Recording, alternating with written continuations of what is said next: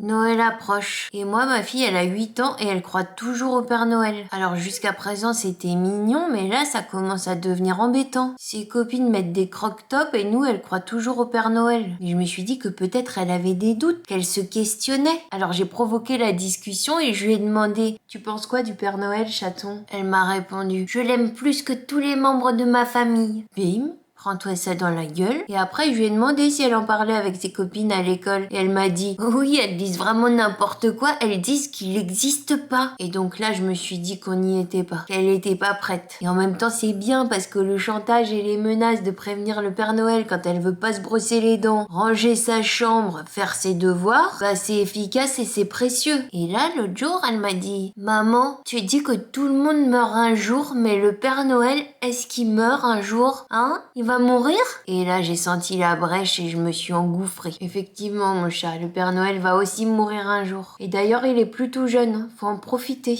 Alors, je lui laisse encore un Noël d'innocence et après, zou. À mon avis, le Père Noël, il va canner. Ah bah, les temps sont durs, hein. Elle comprendra mieux pourquoi. Mais non, chaton, tu mets que 5 trucs sur ta liste au Père Noël, d'accord?